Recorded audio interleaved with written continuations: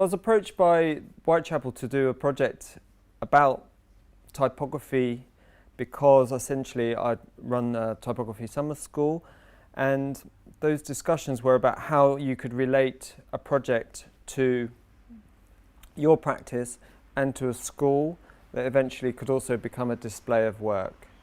The projects involve two things. It's Mimeographica Alphabetica, so it's mimeographic printing, Alphabetica, which is lettering or typography.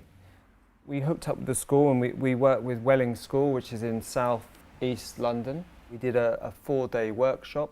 The first day was really thinking about letter forms. Letter forms are everywhere. You can see even in this studio they're everywhere. You walk down the high street, you see letters and you see shapes everywhere. So the first day was really trying to work with the students, trying to get them to understand that different typefaces exist and what does a different typeface say. This was the first exercise. We gave them printouts of different typefaces with sort of letter forms missing, and they had to kind of fill in the gaps, take the characteristics of one letter and apply it. Take the characteristics of an A and apply it to a B.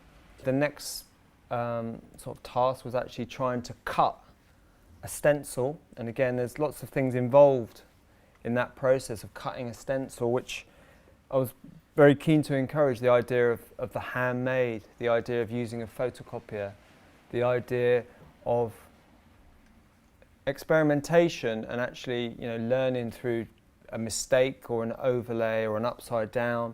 Again, the great thing about stencils and letter forms is that some work one way and some work the other way, so maybe you get it round the wrong way by accident and maybe that's okay. Mimeograph is a kind of form of stencil duplication.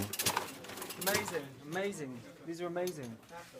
More and more, increasingly more so, I'm fascinated by the obsolete technology, the old machines that people have thrown away, and what you can create on them. And these two machines, the Mimeograph, the Chinese Mimeograph, is still produced today. It's a new machine, and the reason it's still in production is it can be used manually, and it's sold to developing countries where power is an issue.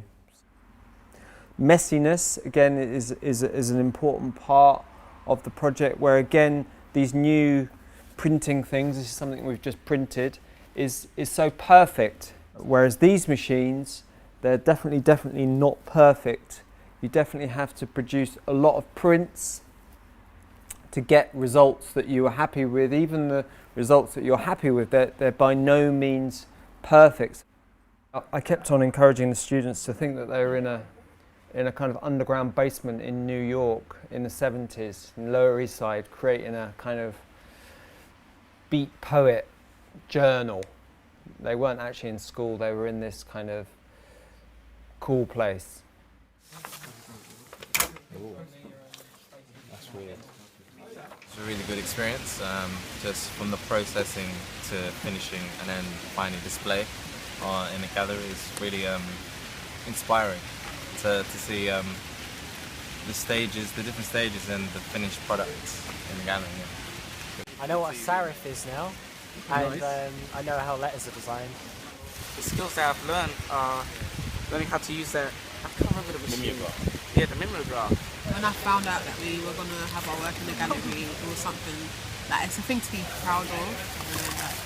To see, not everyone gets the opportunity to have their work in the gallery. When I was at school, I always wanted to be a graphic designer. I knew from a very early stage that I wanted to be a graphic designer, and the school we went to, Welling, there were a few people that definitely you could see could be graphic designers. So for them to have an opportunity of working, for a considerable amount of time on a project that essentially can help them understand about letter forms, that can help them